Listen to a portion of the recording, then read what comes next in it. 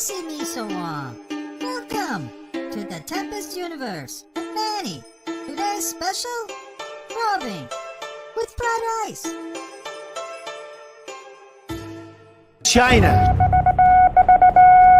Headline edition, July 8, 1947. The Army Air Forces has announced that a flying disc has been found and is now in the possession of the Army. It's China to me, China. Army officers say the missile, found sometime last week, has been inspected at Roswell, New Mexico, and sent to Wright Field, Ohio, for further inspection. I occasionally think how quickly our differences worldwide would vanish if we were facing an alien threat from outside. China. This is the Tempest Universe, man. Hold on to your ass. You're in for a hell of a ride.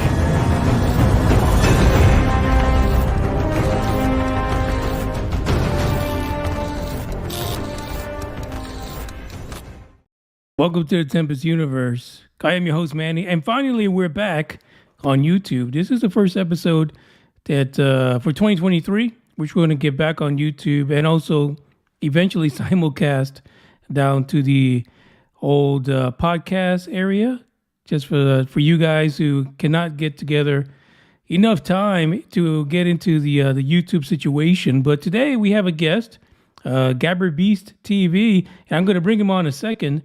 And also we'll have the Asgardians join us to talk about this interesting, fascinating topic that good old Game Vet has brought to us.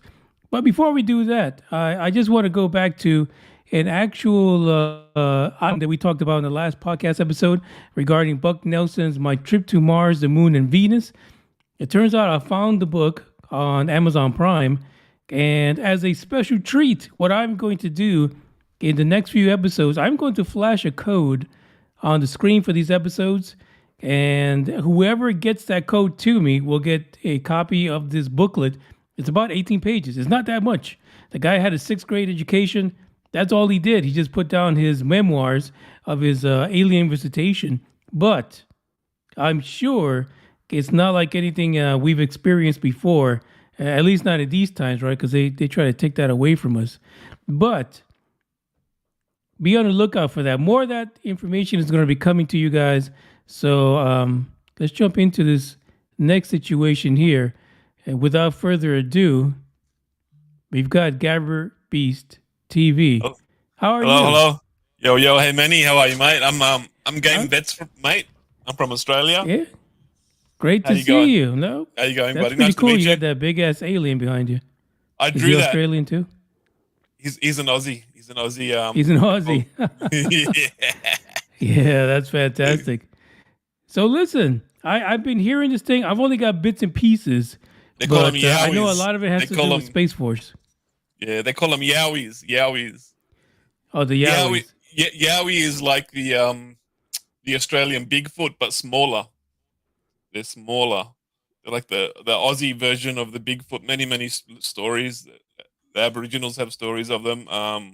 White colonists, when the English came here 200 years ago, they all reported seeing these Yowie creatures. It's like shorter Bigfoots that used to go around Australia. Sasquatch. Any short? So Yeah, so these guys are Sasquatch. not like rabid koalas, are they? Maybe, I don't know.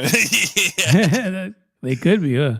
they could be. Now, before we get started, let's talk about you. Let's talk about what you do on your YouTube channel. As a matter of fact, let me bring it up here so folks can see the Gabber Beast TV channel. What drives you to get this channel up and going?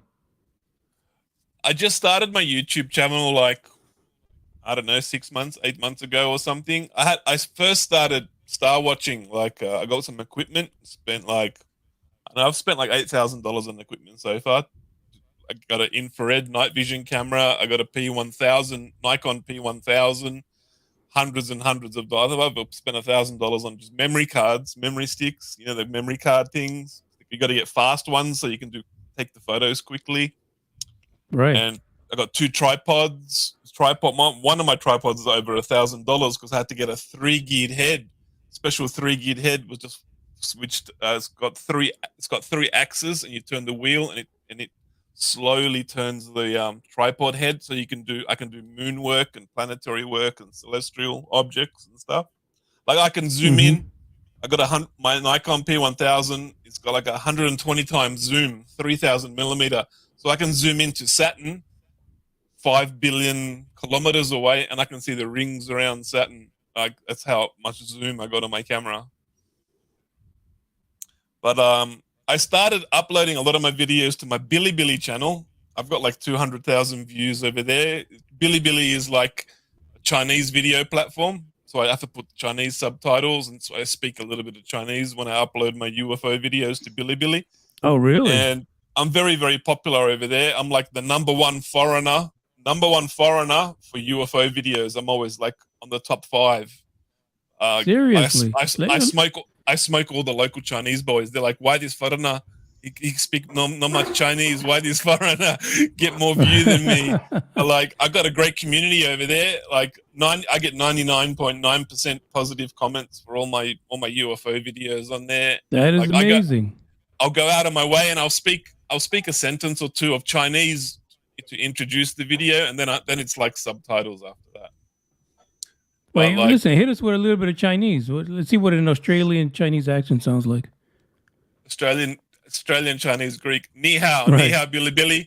Gai shi ni mi guangzhou shi han wo gei wo yingbi. Oh, that is perfect. That's anyway, what did you just say? That's like beans and rice. That's like hello, Bilibili. Thank you very much for sending me coins, like donating me coins, like they donate you money. Thank you for sending me the coins, and I hope you have a nice day, sort of a thing. That's fantastic. So, Gary B, so what you do is astrophotography. Yeah, I do. Yeah, I do astrophotography, sky watching. I love the stars and I love space. Probably my most amazing UFO capture is the plasma ball UFO, which I captured a couple months ago. It was, when I saw it, it just popped up in front of me. I had my infrared camera pointing at Jupiter, and I was just filming Jupiter with my infrared camera and the moons around Jupiter. And then I looked up, and this thing just popped up above my shed, and it was like someone got a basketball and threw it up in front of your face. That's how big it was. It was like 30% bigger than the moon. And like Nice. I go into detail in my video. I show pictures. I take pictures of my backyard. I show exactly where it just popped up. Like I see orbs, white and orange orbs, like flying, but all the time above me, really close. But I see them come from the horizon, come up above me, and then fly off and go away. And they do direction changes. They go up in altitude. Because I live on top of the highest mountain in the entire region. So anything that's flying that has intelligence to it, anything that's intelligently being flown, it knows it has to climb up before it gets to my mountain, and then most of the time it'll level off and fly at the top of my mountain. And as it gets past the mountain, it starts to descend. And sometimes they speed up, slow down, change direction. The one will be going northwest, and all of a sudden it curves and starts heading east. So like I get multiple direction changes all the time. The plasma ball UFO was amazing. It was the most amazing thing I've ever seen. I've seen many, many UFOs in my life. This was just like 30% bigger than the moon. In the center was like an oval white with like a slight yellow hue, bright ball of light with like lightning bolts, 7 lightning bolts that were like Dukes of Hazzard orange, but 50% transparent.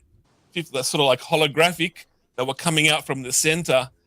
And then like I just stood there, and like every emotion, every feeling and emotion under the sun, fear, joy, happy, sad, crying, everything happened in like a split second. I'm like, oh my God, what am I looking at? I'm like, and then I was like, where did it come from? I'm like, how did it pop up just in front of me? It just popped up. And I was like, why didn't it? So I always like, I note where it comes from, what direction it comes from, north compass directions, and then what heading it is. A lot of the time you hear me say, oh, this is coming from the northwest, it's heading east in my video. So then when I go back to like the satellite app, I pull up the satellite app, I know exactly where to look in the map with the satellite app to see, was it a satellite? Was it the ISS station?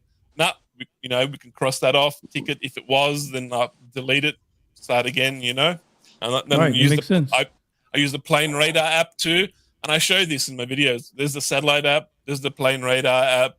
It didn't show up as one or the other. I even show examples of, look, I filmed this big ball of light in the sky. It turned out to be the ISS, and I even show examples of that so people know what the difference looks like, I try to be as transparent as possible and show as much information as possible, because there's so many fake people and fake UFO channels out there grifting fake footage, and they don't show no information. They just show a video and they go, oh, wow, amazing ball of light.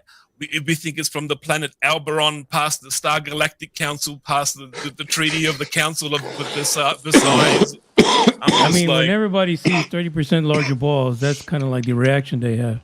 So here's a real quick for Marius. Yes, good morning out of Romania. But here's a question for you. When you say 30% larger than the moon, are you saying just in your field of view, or are you saying it was actually 30% larger than the moon? When it popped up in front of me, the plasma ball with the orange lightning bolts coming out to a bigger ring of circle, that whole plasma ball was 30% bigger than a full moon. Like, it was just popped up above my shed, like, in my view. Wow, that's pretty large. And then when I had my camera pointed at 90 degrees, put the laser pointer on top of the camera, because I got to use the laser pointer to align the infrared camera. Mm-hmm. I lined it up, maybe 10 seconds, and I got it into frame. Within those 10 seconds, that orange lightning bolt plasma ball shrunk down to that little white ball in the middle, and then that flew off, and that's what I captured. And I was like, no, why couldn't I capture that orange lightning bolt, huge plasma ball? I missed it by 10 seconds. 10 seconds. I mean, that's the way it always works, right? That is the way it always works. Yeah, but it was amazing. That's the most amazing UFO I've seen so far in my entire life. Fantastic. Before we get into the meat of the topic here, first we got to say what's up to Green Man. How's it going, guys? It's Green Guardian. Man. How you doing? Nice to meet you, mate. Yeah, we can hear you fine. Greetings from Australia.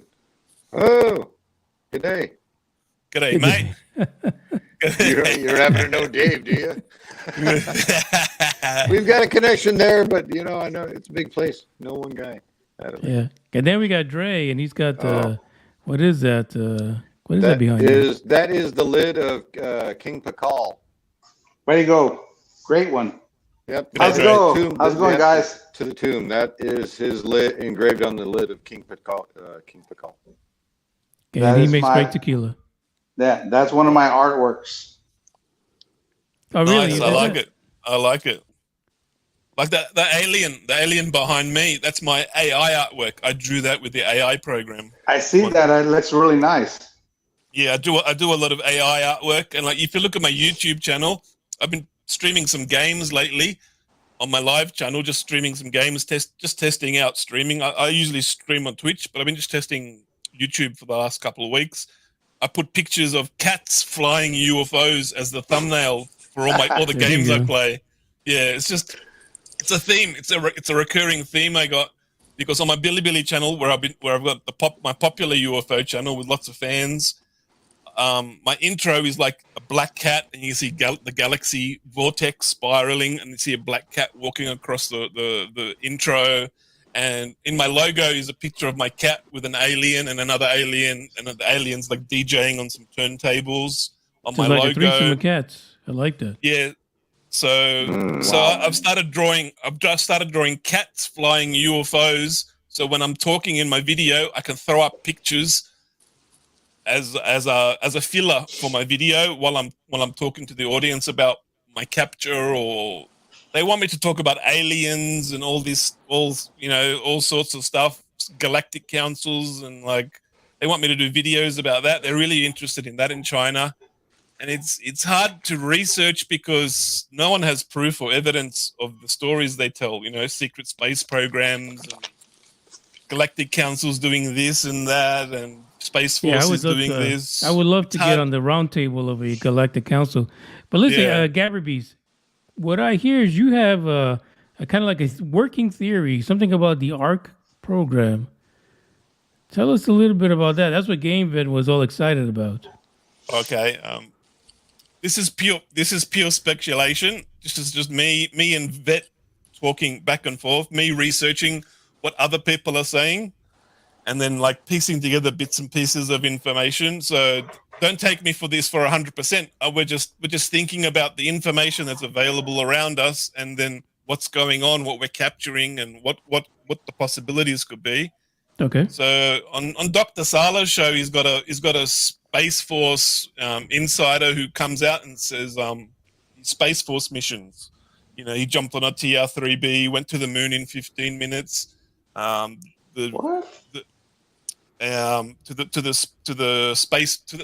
got one. Apparently, we got one base on the moon, on the dark side of the moon or something. He had to go there for a mission with Chinese and Russian Space Force military, people, and because the Yukon 2, the Japanese rover found a picture of a hut. They reckoned it was a hut. And they went to investigate it, and apparently, when they went there to investigate it, it was this huge space ark that was half buried in the moon, and they had to go inside the space ark and have a look around and stuff, and they saw all sorts of crazy things inside the space ark. And then they said they found more space arks on the Earth. They found one under the Atlantic Ocean, right on the bottom of the ocean, just off the coast of Florida, inside the Bermuda Triangle. Where the Space Force they built a huge pontoon above it, and then made an elevator that goes right down into the ocean into the space ark. And they had to go and investigate that with Russian and Chinese forces, like a joint mission together, joint country space forces. They said they found one in the Ukraine, one in the bottom of the Ukraine, south of Ukraine, one in the north of Ukraine, up in Kiev. Another 2 in Russia. Russia have found another 2 space arks. They found another one in South America in the jungles. Jeez, they're everywhere.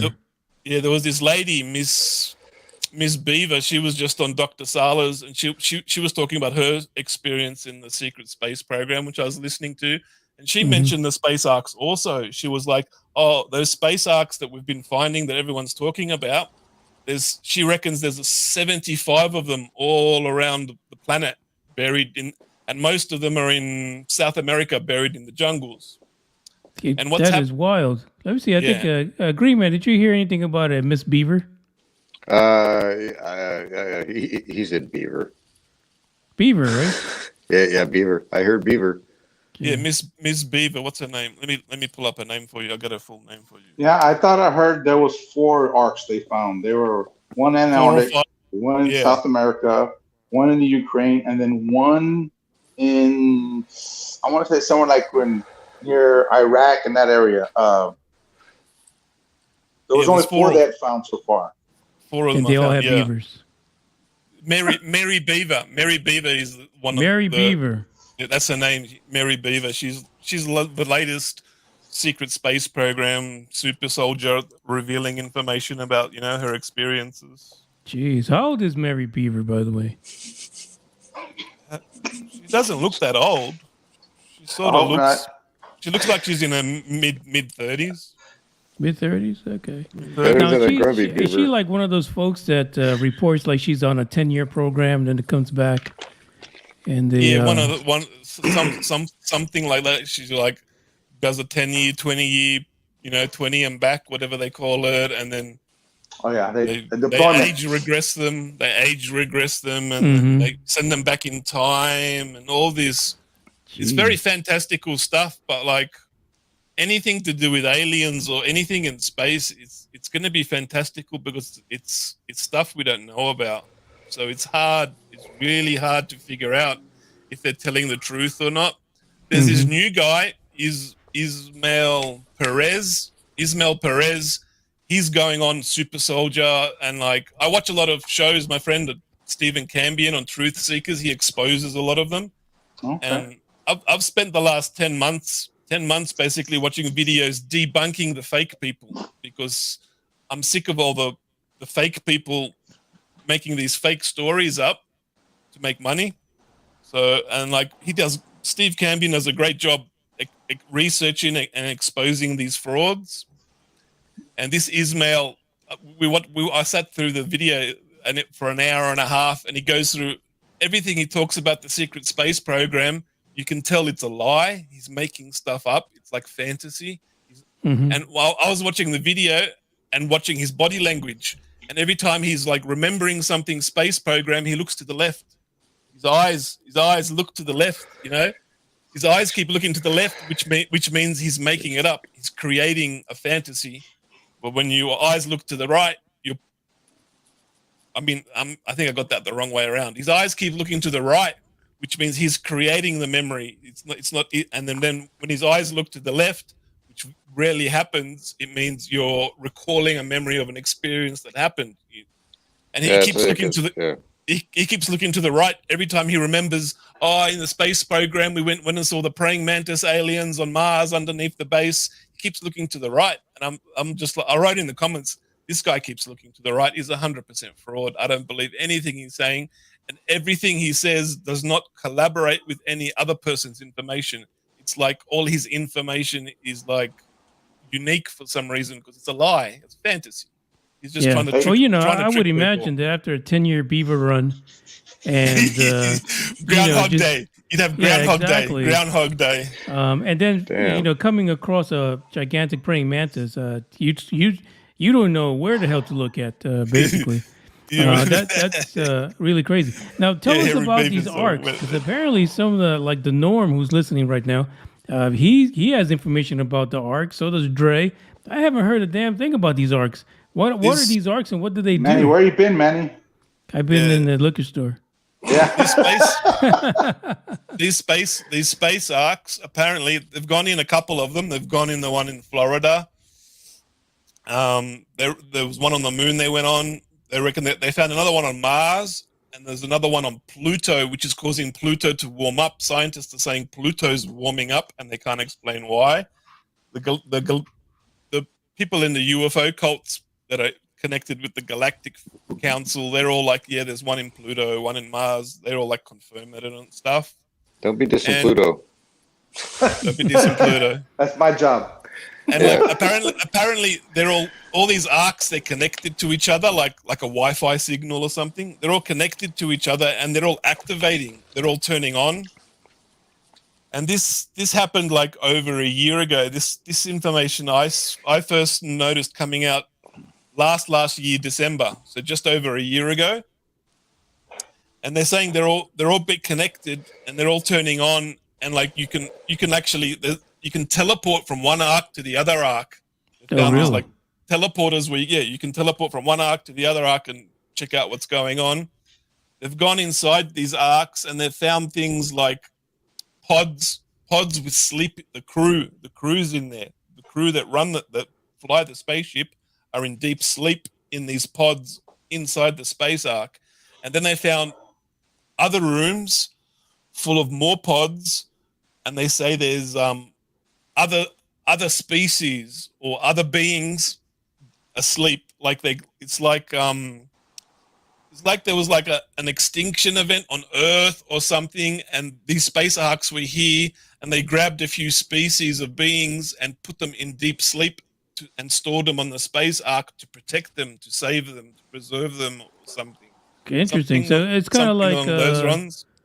So you're saying that they're saying that there's plenty of different beings, not just like let's say some actual Martians. They're just different beings from all over, let's say, our galaxy. Yeah, and they said they also found seeds and like a seed bank. Like a seed bank of seeds and like genetic material of plants and trees. So like it's like there were like of stuff that's extinct, plants and grasses and flowers and stuff that's extinct on Earth. That's why they're calling it a space arc. Yeah, because that's why they're calling it a space arc, because it's a spaceship, obviously. But they're calling it an arc because it's like they're preserving plants and trees and seeds in somewhere safe from like, planet-wide extinction events or something. So what I heard was it was stuff like the ark from Mars. The arcs are coming from Mars, trying to come to Earth, and that's like basically that's like if we were trying to go to, we'll say Pluto, say Earth wants to go to Pluto, and we send the ark with all our stuff. That's basically what Mars was trying to come to us, and I guess the Earth wasn't ready at that time. So they got the seeds, the trees, the wheat, the flour, the bananas, the oranges, the trees. They got all the seeds there ready to bring life to the planet. And they're like migrating over. That's really interesting. Yeah, there's actually a place, I think it's in Greenland, where they have seeds for all kinds of shit stored just in case, DNA for animals, seeds, a huge seed bank. There's a huge seed bank in Greenland. That's why they're sort of saying these arcs are like a huge seed bank of like what life was on Earth, or like you're saying, they're migrating from Mars over here, and they bring all their seeds over to help bring life to the planet. It's very, very, very interesting. So, what's the connection between Space Force, the Ark, and I guess when Space Force was created? Space Force got created with Trump a few years ago. He created the Space Force. Mm-hmm. People are like, yeah, Space Force. I'm like, who creates a Space Force without spaceships? They got spaceships for sure. Like, it's like saying, let's create a Navy with no ships. No one does this. So like they got spaceships, but they're just not revealing it to us. It's like their hidden thing, because technology wins wars, and they want to keep America safe. They want to protect America, so they don't want to show the technology to adversary countries. So they're keeping it secret, That really is. It's so. It makes so much sense. You feel like, what the heck? Why didn't I think about that? Sometimes that's how I think about it. Because people's like, oh, we got Space Force, but they got no spaceships. I'm like, no one creates a Space Force without spaceships. You'd be laughing stock of the planet. Yeah. Well, we're laughing stock of the planet. Well, Australia doesn't even have a Space Force. Everyone's laughing at us. Like we can't go to space. Actually, if you think about Australia, we bounce so many signals off of bases we have there. So Australia is very important to most of the U.S. space program. Yeah, but because of us, they have little midget Bigfoots. That's because the Bigfoot made it with the mini midget people. The Yowies are everywhere. Yeah. The Yowies. Yeah, but that's true. Australia is very important. Manny. we run all the space signals for the Southern Hemisphere and bounce them back to America. And we got the NSA base in Pine Gap, Australia, that runs all the encrypted, CIA 3-letter alphabet, all their secret information. And without Australia, people want to say that the moon landing didn't happen. You would really have to go to Australia and tell all those people to shut up about the moon landing, because Australia was bouncing all our signals off to get to the moon. So people always say, "Oh, the moon landing's fake." No, how are you going to shut up all of Australia saying the moon landing is fake? So exactly. Australia is very important to us. I don't believe the moon landing was fake. Yeah, I believe we went to the moon. There's a lot of evidence we went to the moon. Oh yeah, but there are a lot of people say that, but they don't understand the everybody involved in it, and a lot of people don't even know Australia was involved in it. So when they start realizing that, I was like, wow, they were so important. All these people are armchair experts. They get all their information from Fox News, and they do no research. Like when I hear somebody say something, I will Google for 3 or 4 hours, 400 pages back, to find a scientific report, a medical journal, a scientific journal, scientific information from a professor at university that backs their statement. Like I'll go to extreme lengths just when I hear one sentence. I'm like, hang on a sec, is this true or not? Like I got to research. I got to have a look. That sounds like a really good podcaster. I'm just saying. Hold on a second. I don't know about this podcast business. I do a lot of interviews. Like Bruce Caesar interviewed me for an hour on his show. I do a live. Like I do another live show tomorrow with a UFO expert from England. We're discussing some interesting UFO cases.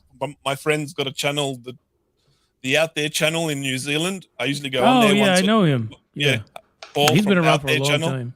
Yeah, I go on there like once or twice a week, and I help him with his show, and we discuss UFOs. And so tomorrow is going to be an interesting show with his friend. We're going to discuss some interesting UFO, like actual UFO. What do you call it? He's interesting, but he really likes to beat up people a bit too much, I think. He does beat up people too much. He takes it too seriously. He really does. I got a question. Yeah. Wait, hold on a second. So when you were looking at hand. Gabber Beast don't answer anything. I know. So when you were looking at your shed, you didn't answer. Looking at the shed, did you raise your hand, sir? Yes, I'm sorry.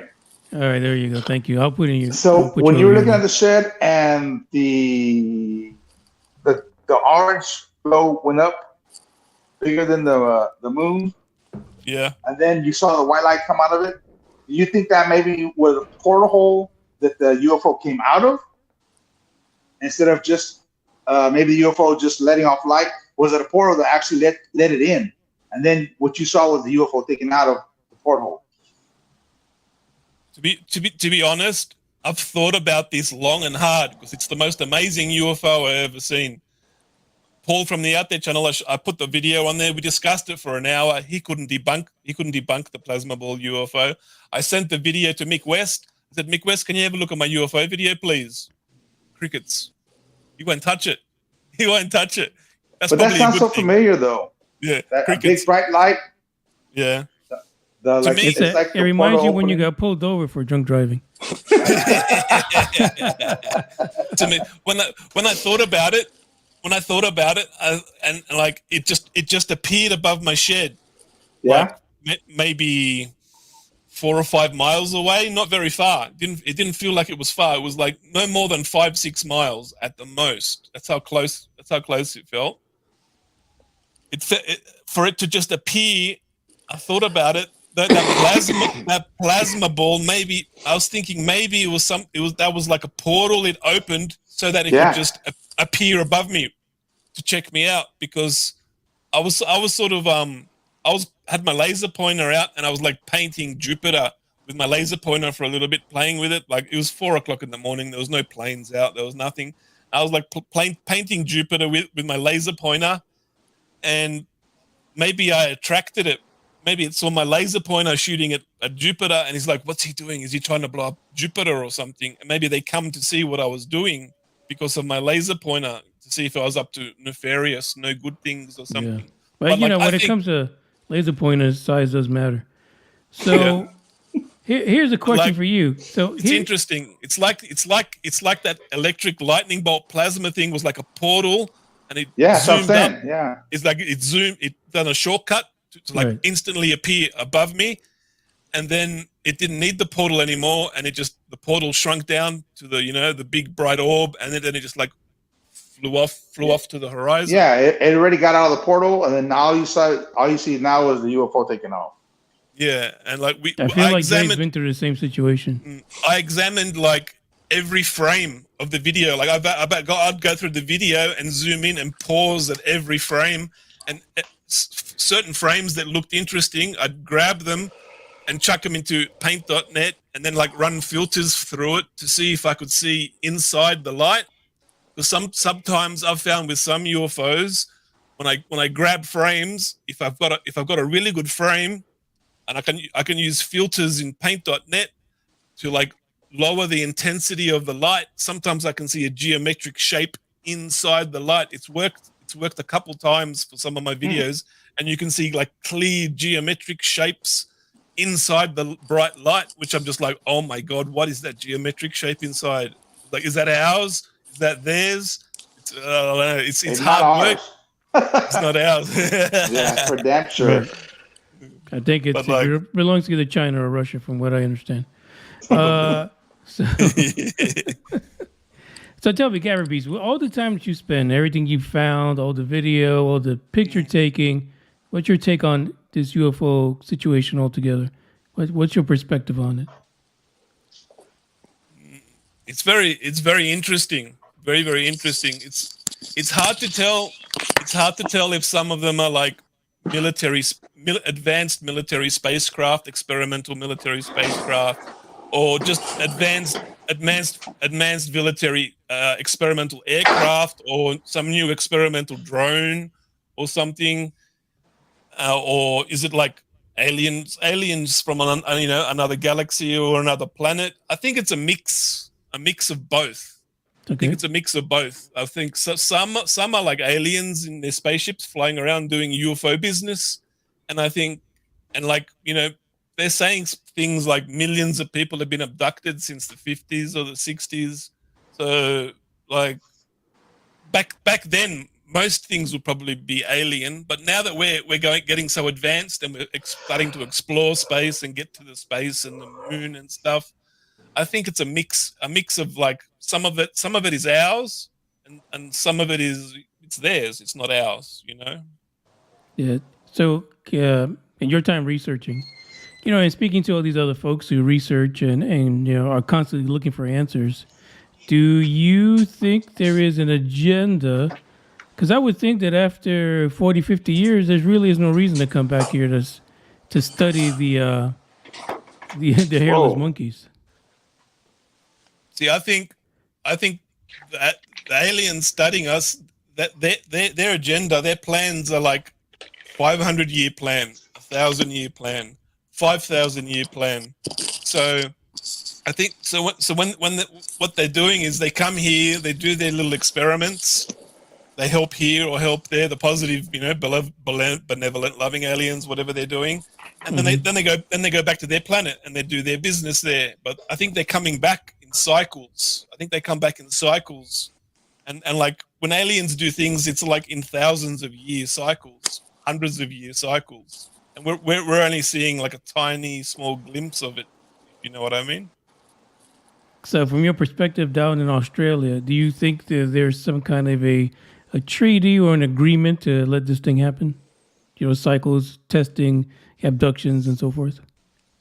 I think there was. I think a lot of that stuff, like there's a lot of truth to it. Like I've been studying UFOs before there was an internet.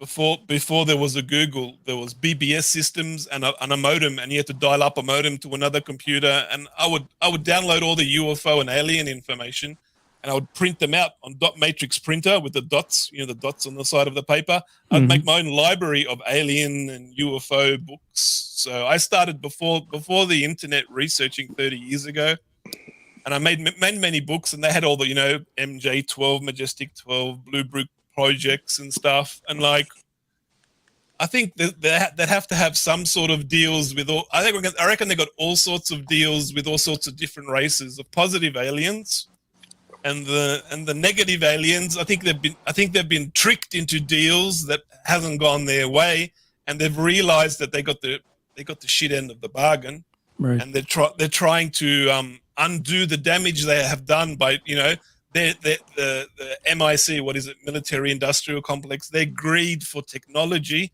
and that thirst, that greed for technology, and they did dodgy deals where you can like go and abduct 150 people and do whatever experiments you wanted. And they're saying that happened. Eisenhower warned us. He said, beware the military industrial complex, because they went over the top of President Eisenhower. He couldn't protect us. They did the dodgy deal. They sold us out. Excuse me, my cat just jumped on the table. And they're saying that like the gray aliens that did that deal, they reneged on the deal, and instead of kidnapping 150 people like they were allowed to, they went and did like 1 million people plus or something. And that's why we've had all these nightmare abduction stories and all these stories of people's experiences, basically. It's very interesting. It's very, very interesting. I think we got the short end of the stick, because all we could do is throw out 30-year-old beavers. But and you're stuck in Groundhog Day. Every day's the same in Groundhog Day. Yeah, no kidding. Well, hold on a second. We got a question from the audience. No worries. Okay, sir. Galaxy, the Federation Galaxy. What are your thoughts on that? And then the next question would be on the government disclosing aliens. What do you think about this? What do you think about that? What do you think will happen, or they're just going to keep hiding it? All right, that's a good question. It's a good question. The Galactic Council. My mum talks about the Galactic Council. She loves them. She's like, Galactic Council. Don't worry, the Galactic Council will fix everything. Wait. Hold on a second. Let's back up there. So your mom knows about the Galactic Council. My mom, like she reads books and watches YouTube videos, and she's like, the Galactic Council's number one. Don't worry about anything. The Galactic Council will fix everything. Whereas we all have Galactic Council ID cards, but go ahead. Yeah, those somebody voted. I think the Galactic Council, from what I've looked at, I think they're trying to undo the damage that one or two negative alien races has done to our planet for a very, very long time. That goes against cosmic laws or something. They've done no good, bad things. They're very no good, bad boys. I think that they're trying to undo the damage that they have done to us humans, because they're talking about how they've been like changing our genetics to dumb us down and like make our psychic abilities to nullify them and to stop us evolving, to make us like dumb little like robot slaves that don't question anything. It's working, right? And I think they're trying to reverse the negative damage these one or two negative alien groups have done. But I think we the people we have to wake up, and we have to like demand disclosure. We have to bring about change. I don't think we can like rely on some alien group or some council of 24 alien cedar races is going to fix everything. No, we the people, we have to demand things be fixed. We have to demand disclosure of everything that's happened from the beginning to now, and what's going to keep continuing. We have to demand transparency, so that we have to work together. I think we all have to work together to get this change to happen, I think. And I think disclosure is a great idea, but demanding disclosure is like everyone demanding a colonoscopy all at the same time without any get in line. Yeah. So, by the way, the guys that are listening on the podcast in a couple of days, we're speaking with Gabber Beast TV off of YouTube, and we have the Asgardians here. We got Green Man, Dre, and The Norm has just joined us as well. What's up, The Norm? Hey, Norm. Great to have a guest. He's a great guest. Looking Thank good, you, Norm. Raj. Nice to meet you, Norm. Nice to meet you too, sir. All right, so I like why like I look at the situation like why is all this information hidden? Why have three-letter agencies spent decades infiltrating every UFO group from MUFON all the way down, infiltrating every UFO group to spread disinformation, to confuse people, to misdirect people, so that people are looking at something else when they should be asking questions about something else. I think about it a lot, and it's like what I've concluded is, you look at like NASA reports where they look at it, they find an asteroid with this one asteroid has $400 quadrillion worth of minerals in it, and how many asteroids are out there? So space has enough resources just in the junk left over that aliens haven't even mined yet. The junk left over in asteroids can make everyone on this earth a multi-billionaire. It can make us infinitely rich. It's infinitely full of resources for ages, forever. And they want these, like the globalists, the Illuminatis that like run this planet with their greed, and they start wars and then feed both sides of the war and profit from these wars with BS excuses that we have to die over just to make themselves rich, just to make a profit from. And like these globalists, they see this space is going to make them even richer, and they get greedy, and they're like, they want to hide any information about anything to do with a spacecraft, a UFO, an alien, anything in space. They want to suppress all that information because they want to be the ones that mine it. They want to be the ones that profit from it. And I think a lot of that is like got to do with greed and money and profit. They're hiding the information because they're the ones that want to control it all. And like I really believe we don't the human race does not belong to we don't belong to be allowed to go into space and explore if these globalists are still controlling everything as we start to like explore space like a peaceful Star Trek type of civilization. I think we got to get rid of these clowns that are destroying our planet and our resources just for profit, and lives too. Like lives mean nothing for them. Like they've turned killing people into an art form, and they profit from it. You got a question from the audience? Yes, sir. Hey, sir. Have you ever dealt with remote viewing or done any remote viewing by yourself?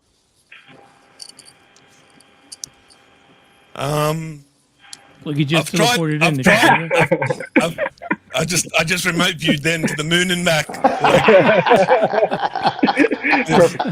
There's a lot of buildings and ancient structures on the moon and vehicles flying around everywhere. Don't worry. Sometimes like I usually when I remote view, sometimes I pretend I imagine I'm flying through the universe, all through the universe, through galaxies, and I fly up to an alien, right up to an alien, to his face, and look at his eyes. Wait a minute. We started the conversation talking about arcs, but I had no idea that you also remote viewed. I practice it just a little bit. Sometimes I practice it when I'm a little bit too tired and it only works for like 5 minutes or something. But sometimes I like to look at aliens in their face. What does their eyes look like? What does their face look like? And sometimes it happens. I don't know if it's my imagination. Am I imagining did I create this alien in another galaxy and imagine looking at his face, or did I actually pull it off and astral travel to another place and view a being face to face? I really love to know the answer to that question, because I don't dream about looking at aliens, but like I dream about astral traveling and meeting them. So like it's a strange topic. Have you ever thought about alien sex? Ooh, I know where you're going. 3-titted aliens from Mars. Total recall. I love that. I'm in. Let's go, baby. I'm all in. All my chips are in. Question from the gallery. I have a question from the gallery. Okay, a question from. Hey, listen, I'm supposed to announce you. You don't announce yourself. Got a question from the guy in Nevada. Hey, so he's talking about arcs, spiritual arcs, right? Going down with inside, and then just shunning out of yourself and such. And I've tried for 20 years to do this, but it just never works. Nothing ever happens. If I ever see a UFO or anything like that, it's always on accident. It's always happenstance. But when you're talking about the government and the things like that, and I can see why aliens wouldn't want a lot of human beings out there, but there are some selected few, probably 100 or so, who have been just taken and said, hey, you guys fit the mold and we want to have you in our group. And the rules would be don't do this and don't do that, and they're okay with it, and they have no power hunger in them. They just want to share, and it's something of a Buddha love. I think it's the only way that the universe stays connected. That's very interesting. Very interesting. Very, very interesting. It's just the way I see it. You could call us either a prison planet or the other one is a hostage planet. Take your pick. Take your pick. It's one or the other. It's one or the other. It's clear as day. It's clear as day. Like I like what you say about that Buddhist. The aliens are got that Buddhist mentality. There's a Buddhist temple down the road from my house. 5 Thai monks live there. In the last 3 or 4 years, I would go there every Sunday and learn to meditate with the monks. The head monk there, Pra Janmana, he loves me. He loves me. We sit there and I donate my time. I'd come back sometimes during the midweek and spend 3 days mowing all their lawns because they have a huge property right on top of the mountains here. And I'd be mowing their lawns in the pouring rain for 3 days straight, going home soaking wet. I would be chopping trees down with chainsaws, cleaning all the huts because they have meditation retreats from people from Sydney and Canberra. I'd help cleaning up the huts. I would build huts. I do a lot of construction, digging holes and building. Well, are they doing this to train you for something? I just do this to don't donate my time because I enjoy learning to meditate with them. I'm not Buddhist. I'm not religious. Buddhism's a beautiful, it's a beautiful religion. But you can find holes in all religions. I sort of like to get the best bits and pieces out of that are really good in religions, and try and incorporate those in my life without being religious myself. I don't need to bow down to a god or anyone's ideology or religion. I can live my life the way I choose. If I want to do negative or I want to do positive, it's my choice. If I want to be a good person, or if I don't want to swear too much. Aussies, we swear a lot. Oh, it's okay. Manny, he swears. Manny, that's a good place for him. Go right the fuck ahead. Practice meditation. What we say in Australia: don't be a shit cunt, be a good cunt. There you go. Good cunts are good. They're the year beavers. Yeah. So listen, here's the thing. Let's talk about this because the analogy of a Buddhist space, galactic community.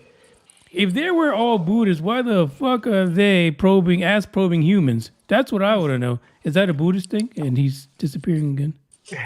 I was thinking about this yesterday. Actually, I heard something and I thought about it, and I was like, are these aliens? Are they kinky? Are they they're doing anal probes and taking our sperms and women's eggs and stuff? Are they is there a black market for our genetic material, and they're just selling our genetic material? They're black market traders. I mean, someone that's a Buddhist or someone that's peace loving, it's not into ejaculate. I mean, I don't know. You'd have to ask a Buddhist by your house, but I don't. I'll ask them next time I go to the temple. I'll ask them and see what they say. They'll probably laugh at me. Yeah. But I wouldn't think that they would be into stuff like that. So to think that our universe is filled with peace-loving space aliens is not realistic. I don't think it's realistic. We got one or two negative races that do a lot of harm and have been doing a lot of harm for us. We've got a few more positive, benevolent, loving aliens. All the others, I think, are they're balanced. They're sort of on the line. They're they don't really care. They don't interfere. Most of them don't even like us. They think we're scum. Right. It makes me go back to the topic that you started with the humans and not being able to get off the planet. But who's to say that they haven't, right? I mean, the negatives, the guys who have been working in Area 51 in the most negative way that they can, and taking the taxes of everybody and suppressing good ideas that free everybody, like Tesla's idea of free energy, and and just kept going and finally got off and found something on the moon, or they found something on Mars, or they found a piece of history where perhaps maybe even humans came from Mars. We were on Mars first, we screwed that all up, but we were able to make it to this planet, use the moon as a satellite, and getting all that good stuff from those places and ruining those places, and now we're here, and they've already got another planet in mind, and they don't even need us. They just use us as commercial, as getting their resources for them, right? So they're using us. They're using us. They're using us and making profit from us, and then they try to hide. They try to hide it all with misinformation, and misdirection. Like, it's not happening. You're crazy. You're crazy if you talk about it. It's like, hang on a second. Yous are the ones using us, and you're profiting from whatever nefarious activities you're doing, and you've been doing it for many, many decades, and now you're pretending like it doesn't exist. Too many people are talking about it, and you're busted. We know what you're doing now. We know everything what you're doing. It's just hard. It's hard when they control all the media and the information, and they label anyone who talks about it as crazy when all they're doing is sharing their experience of what happened to try and warn us, to try and help us. Who's the Groot? The Groot. Who's that clan with the Groot? That tree alien thing. That movie. Who's that? Guardians of the Galaxy. Stephen Gree. Galaxy. CE5. They're the only ones who can save our ass. Oh, Stephen Greer. Yeah. No, he's reptiles, not reptilian trees. Man. Yeah, he's a reptilian man. He's lizard for sure. He's a lizard. He is. 200%. Multiple types of aliens. Sorry, I got one of my headaches kicking in, so I'm trying to deal with it here. The Galactic Guardians with Groot. Let's go back to the arcs. Groot's that little tree. Groot's the little sproutling that runs around. I love Groot. Yeah. I love Groot. I am Groot. Yeah. Let's Groot. Go back to the arc for a second. Okay, so the arcs. Are you, I guess from all the research you've done and all the people you've heard talking about it, these arcs, are they activating in any way? Yeah, they're saying they've gone inside, and like with the satellites, they can measure signals and radiation and gravity and stuff. And they're saying these arcs they can measure the signals and the radiation and stuff. And these arcs are activating, generating their own gravity, heating up, like the one under Lake Vostok in Antarctica, like our friend was saying. That's melting the ice under Antarctica, and we've got satellites. Like there's a hot spot under Lake Vostok in Antarctica that's heating up and melting the ice, and scientists can't figure it out.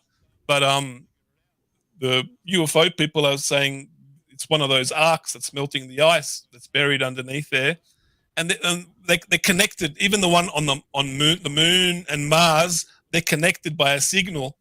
And they're activating and turning on, and they're reporting that after going inside some of the arcs, some of the crew are waking up, and they're saying it's not going to be long before the crew wakes up, the arcs are activated, and they're going to start taking off and like flying around, and people will see them. They'll get their cameras out and phones out and record them, and they're like, "Hey, look, there's a space arc flying around."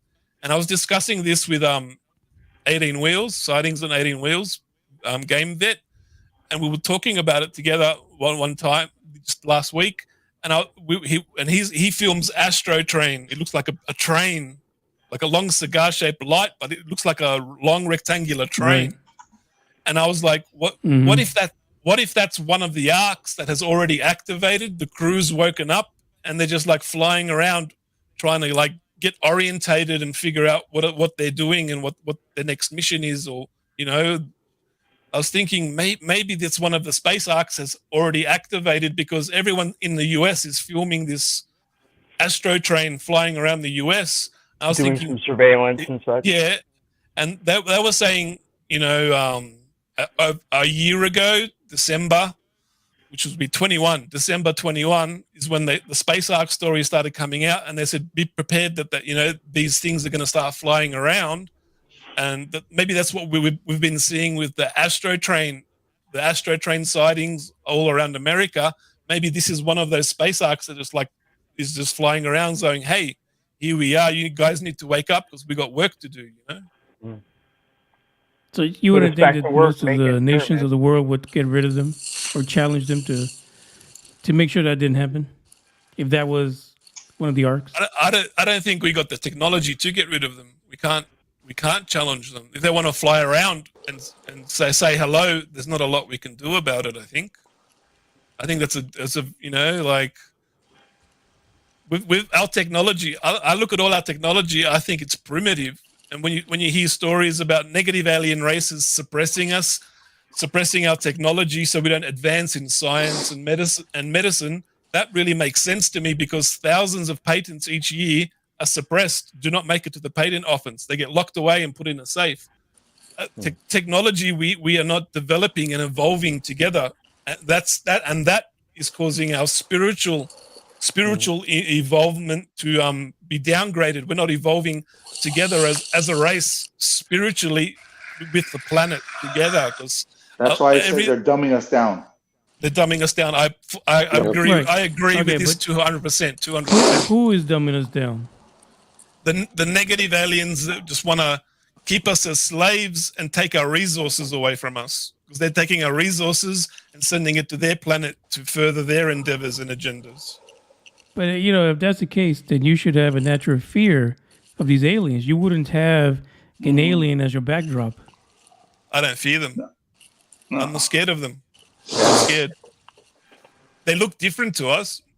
Natural human instinct is something's different to us is to be scared of it, and 9 times out of 10 we kill it throughout history. Right, but hold on a second. You're actually telling me that there's aliens out there who are keeping the human race down, who are causing harm, but you say you don't fear that. And basically you just said their technology can take over us and keep us suppressed. That's true. Their technology can suppress us. It can take over us. But if we let our greater being, our spirit, take control over our body, there is nothing. It nullifies any of their technology. They cannot control us. Our greater being is more powerful than any technological device they could ever make for the entire history of the universe. That's why they're dumbing down our spiritual growth, because they know how powerful we are once we allow our greater being to control us. Once we allow our greater being to show us what's the safe pathway home. That's why they're trying to stop us from spiritually evolving, because once we evolve spiritually, their technology won't work on us, and we won't be. They can't be our controllers. Then they won't be able to control us. More like that's more like that's more like a personal belief. It's not factual. Yeah, that's more of a personal belief. Yeah, hold on a second here. Dre had a question. Let me forget. Okay, with the arc. Oh yeah, for the arcs. So the arcs. I'm asking about. Well, I know I've heard before the arcs. They have tables with holograms on them, showing the universe, and other tables within the arc are showing us, I guess, other beings. Have you heard anything like that? I've heard a little bit about that. They've come across holographic tablets that come out of the consoles, and they have star maps and maps of the galaxy. Yeah. And then they got other maps showing different beings and different species. Maybe that's beings they were collecting because of there was a theory that there was a planet-wide extinction event, and they grabbed a few beings from this planet or another planet and put them into deep sleep to preserve them, to save them, and put them in one of their spare rooms, as a protection thing. And maybe that's like their little database of beings that they protected to try and preserve the race because of some event that was going to happen and wipe them all out. I think Norm had a question.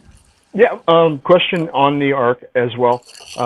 When they're getting, the arc folk are being awakened and they're out doing their research and they're surveilling things. I mean, are they just going to do the same thing that's been done in the past, where they just go to where the main power sources are, nuclear facilities, major wars, big bright cities, things of that nature, where there's more populace and stuff? And is that why we're seeing Astro running around? And that begs the question: well, how many nuke facilities are around game bets home? That's very interesting, because military nuclear facilities, nuclear power plants have been there's many nuclear testing range in Nevada where they send out nuclear missiles and test them. There's been reports from military personnel where the UFO flies up to the missile, dismantles the missile, and the missile just falls apart and falls down to the desert. they've gone to. I was reading some reports from the 50s and the 60s where nuclear guys that operate the button are down there that send the nukes. They said there's UFOs that have come up. They send like a laser beam of light towards the silo, and like they've turned the nuclear devices on, and they're all like lighting up. They're about to fire. And they've have to gone in and like cut the hard wire, cut the hard switch to the nuclear device. Like they've like turned the nukes on, and they're about to fire them. They're like, it's like they're teasing us, showing us we're more superior than you. We can turn your nukes on. We can turn your nukes off. We can dismantle them. These weapons are no good because every time you set one off, you're destroying not only whatever part of the desert you set the nuclear device off, that's going into other dimensions and causing destruction in other dimensions on other layers. Also, these destructive waves actually go through the universe, through our galaxy, and cause destruction on other planets and other places to an extent. I think. I can see why they would want to stop that. I mean, yeah, like if this multiverse is true and we're sharing the universe with other dimensions, like setting off these bombs is causing destruction to other beings who are living in separate realities and separate dimensions that like we're connected to, but we're sharing the same place. And what's the point of nuclear war? We're just going to wipe each other all out. It's a pointless war. It's a pointless war. And actually, I think the Norm was raised close to those nuclear missiles, so he glows in the dark once in a while. He glows in the dark. Holy moly. Yeah. So listen, here's a question for you. Yeah, I want you to just ponder this, right? What happens if in 10 years we've truly figured out all evidence out, all the information's out there. There hasn't been any alien UFOs. It's all been secret government programs. Can you accept that there is no galactic federation or anything like that? If information comes out that proves 100% this was all false, this was all some psyop by the government just to play with us, I'd be like, I can go back to sleep now. See you later. Mm-hmm. It wouldn't bother me. Like, it would be nice to know the truth. Is it truth or is it not? It wouldn't really bother me. It probably put my mind at ease. I wouldn't have to think about it or research it anymore. Yeah. You'd be out of a job, Manny. You'd be out of a job, Manny.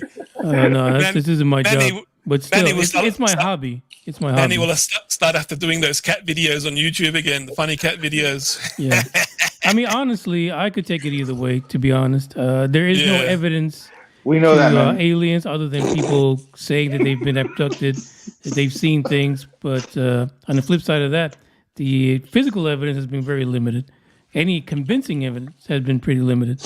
And even when folks catch things kind of like you do, at astrophotography, it's still not enough evidence to move people either way. So there's always going to be this yay or no situation where people are on either side. Any evidence that has been there has been like stolen and locked away in a container. Like, how you see on the X-Files, they get a piece of evidence, they mark a number on it, case file, and they put it deep in a military base. This is all underground, the military bases. They put it, in the storage area.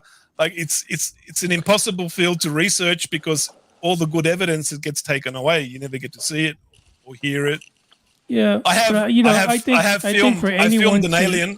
filmed an alien once in my mum's living room. I got a video of an alien in my mum's living room. Okay, but Gabber Beast, wouldn't you think that that's factual evidence that you could present to everyone that you actually saw an alien in your mom's living room? I didn't see it, but I saw it on the video. But okay. I don't have a memory of it. I can't remember it. But in the video, there's a 7-8 foot tall being with it's got a hat or a head that looks like an Aztec pyramid. The steps of an Aztec pyramid. My mum calls it the lampshade head. I heard it first from my mum. She called it the lampshade head aliens, and they come to visit her with blue balls of light. My mum's the experiencer. In this video, I left my phone filming while I was cooking dinner because there was like weird paranormal things happening. There was like fairy lights flying around my outside window of my mum's house, and so I left the film recording, and I don't remember anything. But I'm cooking dinner. I have dinner. I go outside the veranda through the vertical blinds to have a cigarette, and as I come back in, there's this being there with a dark black long coat on, and I'm looking up at it because it's taller than me. I'm tall. I'm 6'8", nearly 2 meters. Shit. I'm looking up. I'm looking up at it. It's looking down at me. My ex-girlfriend at the time, she's standing next to me. She's looking up at it. So we got eye contact, and we're talking to it, having a conversation. And I'm just like, where did this being come from? How come I can't remember having a conversation or meeting it? But I got it on the video. And when I pause the video, where the kitchen is, there's shadows, and the ceiling, there's a Grim Reaper with the scythe in the ceiling on the kitchen bench where there's like the sink, the dishwasher, and the kitchen bench. It's a good sign. There's two gray aliens, the oval head with the black oval eyes on a 45-degree slanted angle. There's two grays in the shadows standing there like clear as day in the video. There's a jackal, the Egyptian dog of the underworld. There's a jackal sitting there.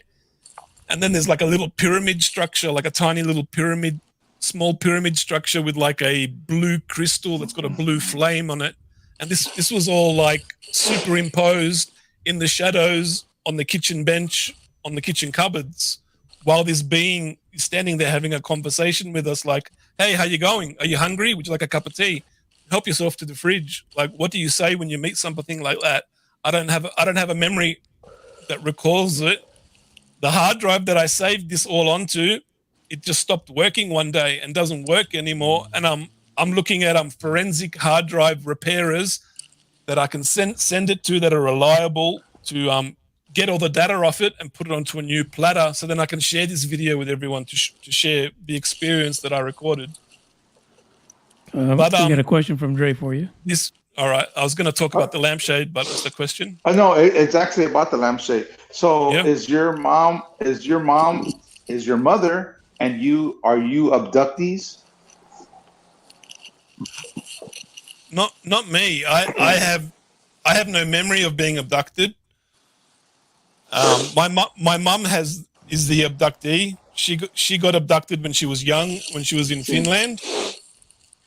Me personally, I don't have these experiences of abductions. The only thing that I can come close to what other experiences talk about is I wake up in my bed and I can't talk, I can't scream, I'm like paralyzed.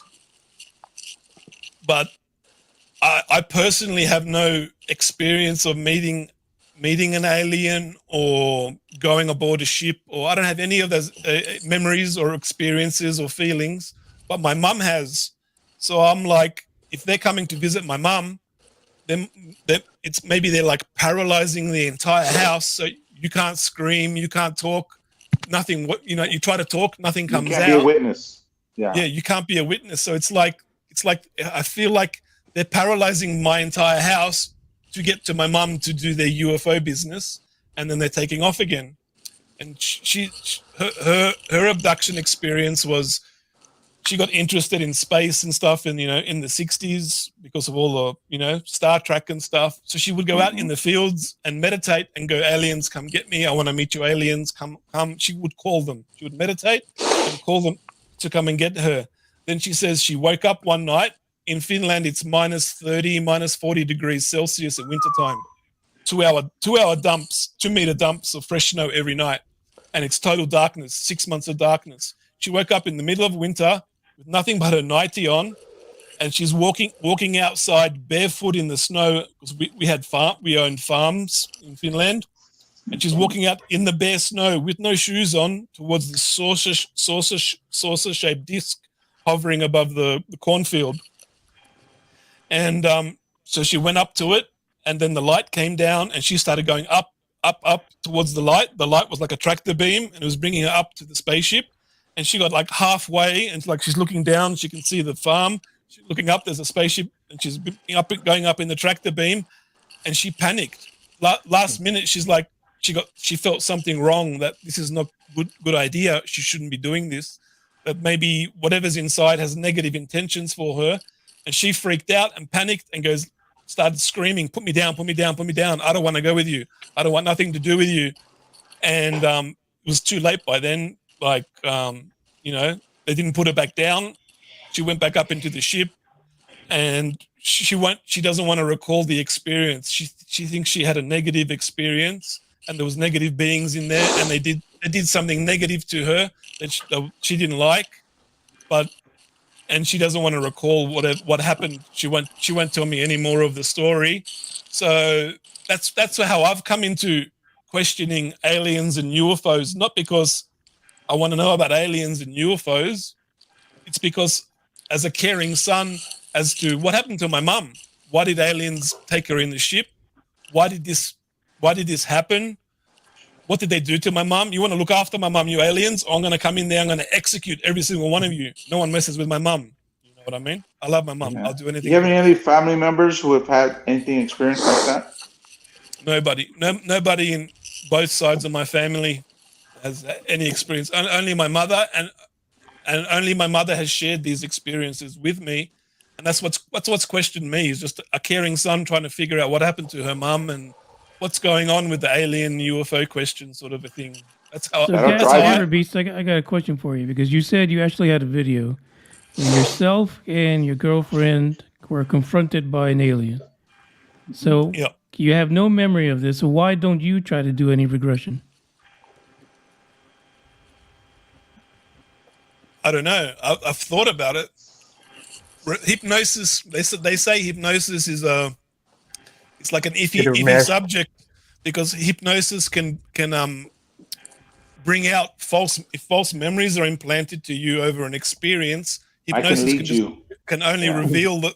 It can only bring out those false memories, so you don't actually get a hypnosis session of the experience of what happened.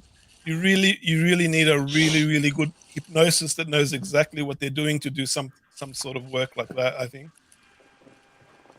it's very like, I was listening to Benny and Barney Hill's hypnosis sessions, and like they're a nightmare abduction session, but like you still have to think in the corner of your mind, was that a false memory that the alien put into Benny and Barney Hill, so that when they do hypnosis, they get the wrong experience coming out. So it it covers up their agenda, like, it covers up what they're doing. Like, you got to think these aliens will do sneaky stuff to make sure we get very, very confused, so we can't figure out what they're doing.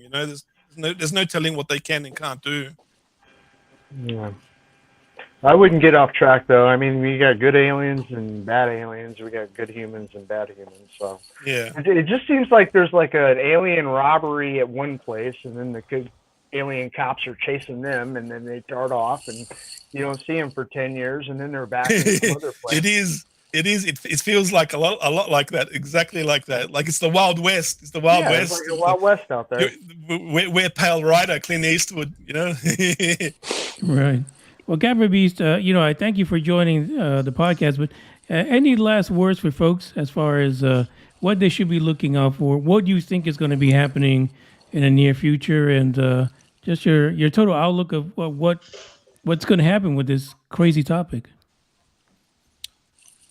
It's very interesting. I tell everyone, keep looking up. Over here in Australia, I find UFOs can pop up at any time of the night, but I find the most common time is about 3, 4, 5 a.m. in the morning is when I see the most amount of sightings on average over here. I don't know if it's different in a different region, but like it makes sense. 3, 4, 5 o'clock in the morning, there's nobody around. It's the best time to fly a UFO around, because no one's going to see you because everyone's asleep. This disclosure thing, I just read that they're talking with like you were saying, that the 100 people that are in Space Force that are actually positive and they want to bring out disclosure. They want to do the right thing and tell people what's going on. Apparently, there's like Thorhan Iridium or something who works together with the Galactic Council.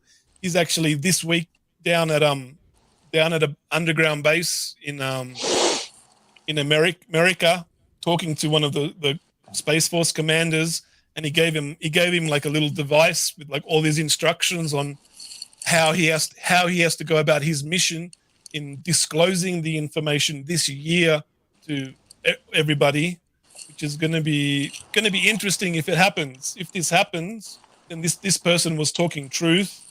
And I think this year is going to be a very, very, very interesting time, especially if these space arc stories are true, and the stories people are talking about the space arcs, all of these things activating. I think we're going to start seeing a couple of them flying around, and we're going to see a lot more people capturing them with their phones and their video, capturing on their phones and making videos, which will make some interesting information for us to research. I had a great time meeting you all. Green Man, Dre, the Norm, Manny. He's a great bunch of people. I really enjoyed talking with you. Thank you for having me on your show. I appreciate it. We appreciate you having you on the show, because it's been a while since we've had a guest. So you gave us a lot of food for thought. Dre loved it. I think Dre is from an art. I don't get everything right. But I do a lot of research, and I think about things logically. That's how I sort of look at things. I think since the information is so much disinformation and so many lies to try and confuse us, if you break the information down and think about it logically, we know exactly what's happening. We know everything that's going on at a basic level, at a very basic level. Still it's speculation, because it's just information with no proof or evidence, what people are sharing, their experiences, or what they heard or saw or whatever. It's still speculation. But if you try and look at it that way, I think you just got to look at things very logically, and you can break it down into basic things and go, oh, well, this most probably happened, and this most probably happened, and that's why these things are happening right now, because of these little events that we sort of figured out what's most probably happening at a basic level. I like to look at things logically. I don't claim this is what's happening or that's what's happening. I might have an opinion. Maybe this is happening. Maybe that's happening. Who knows? It's just an opinion. But that's how we figure things out, by talking, sharing information, and like piecing bits and pieces of the jigsaw together until the jigsaw puzzle forms a picture, and we get a basic idea of what's sort of happening. Yeah. For a second there, I thought you were going to say you figured it out by pissing into the wind. But listen. I bathe in my own piss, like David Wilcock and Corey Good. Hey, Gabber Beast, thank you for coming. Folks, if you want to find Gabber Beast on YouTube, you can look for his YouTube channel by searching for Gabber Beast TV. And we hope to have you back sometime this year whenever these arcs take off. If these arcs take off, we're coming back, and like Gabber was right. I didn't want to be right. I didn't want to be right. I was just guessing what's going on with very little information that I have no proof or evidence to. Just talking. But we won't be here because we all have probes in our butts. But anyway, Manny will, not me. Manny loves it. Manny loves it. I have my gas Federation card. Yeah. Everyone says they get anal probe, but Manny gets anal probe butt plug with the LED flashing light. It's got the LED flashing light at the end of it, so you can see in the dark. I mean, make it worth it, please. All right, Gabber Beast, thank you for joining us. Great, I appreciate great talking you to being you. Thank nice you. to meet you all, sir. Ciao. See you all. Have a good day. Bye bye. There you have it. That was the Gabber Beast, and Dre. I guess you were on top of this, man, with the whole arc and stuff. What's going on? You don't do research, sir? I do my research. Apparently you do. I had no idea this was a real thing. Bigfoot and arcs? Come on, man. It's like cheeseburger and fries. Come on. And Amazon. No. When GameVet told me about it, I started researching it and diving whatever I could find and just start just looking into things, that anything that deals with art and he said like there was like more than 14 or 15 places out. I've only read of 4. At any places I've seen, there's only been 4 on Earth. Like he said, it was in Antarctica, South America, the Ukraine. Yeah, the one in Ukraine's the one I found. Yeah, and those are the ones that I haven't heard anything's been activated yet. I've heard that they have like I said, the tables with the holograms to show the universe, some information about the universe and different holograms. Haven't heard anything about aliens in like a sleep or anything. I haven't seen anything like that. That was new to me. But I mean, it's interesting, and as he was talking out, that's why I asked him: has his mom been abducted? I'm assuming somebody in the family has been abducted if they have aliens visiting them. Just as I guess the protocol is, they keep visiting the same people over and over once they abduct them. So I kind of heard that as he was talking. I kind of figured that out just from his conversation that somebody in his family was abducted. And I kind of threw the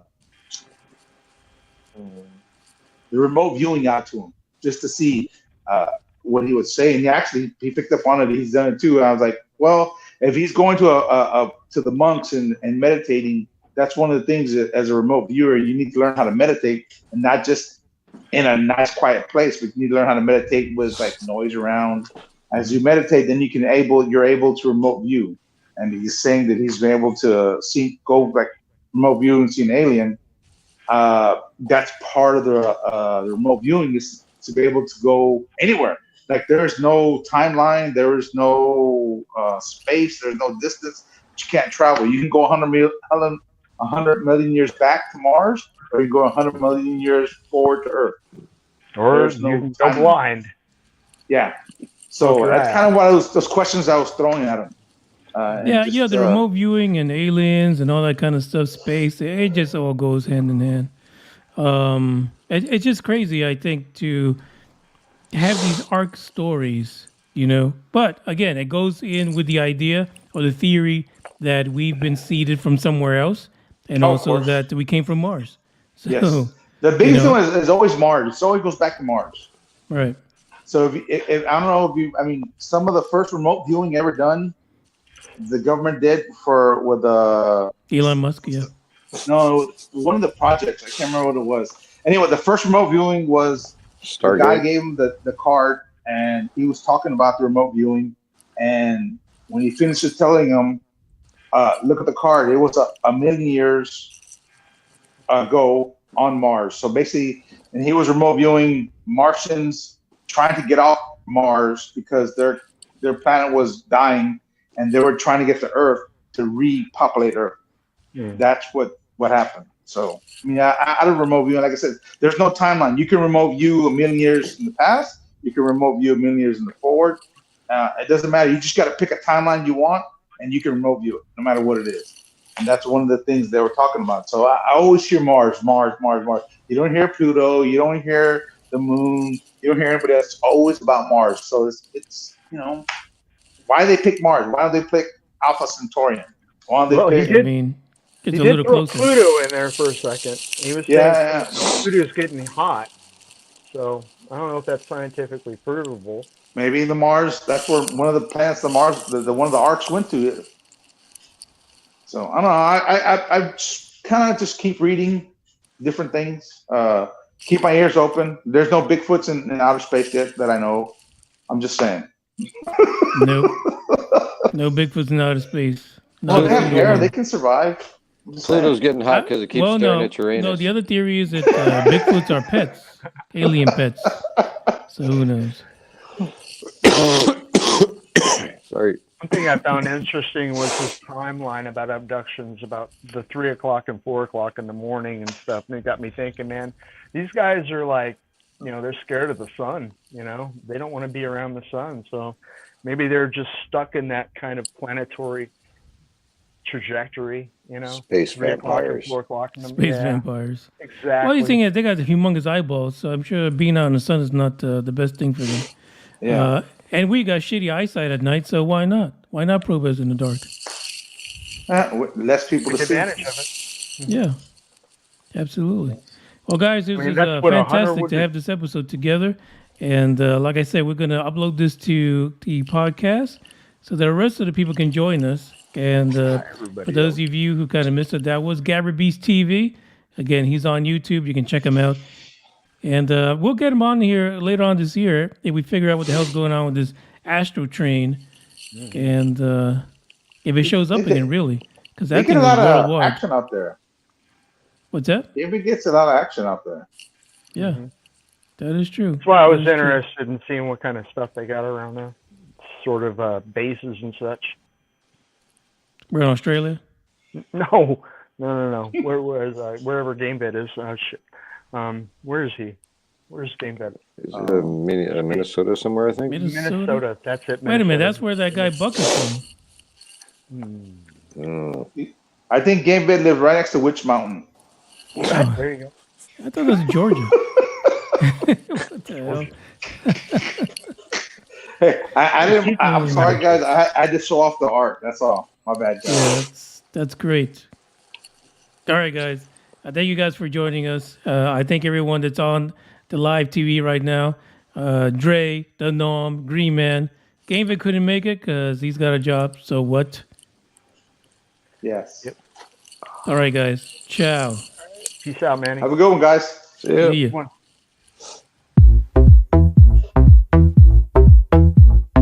I don't give a damn. I don't really care about you and your problems. I don't give a damn.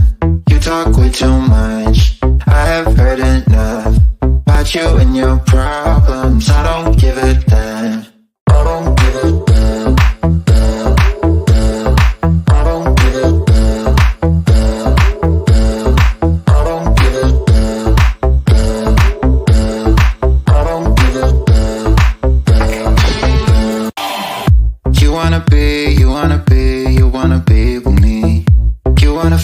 Feels unreal, but I'm feeling differently. You're making plans to get to friends, but don't wanna face the fact that I ain't got time, I ain't got time, I ain't got time for that.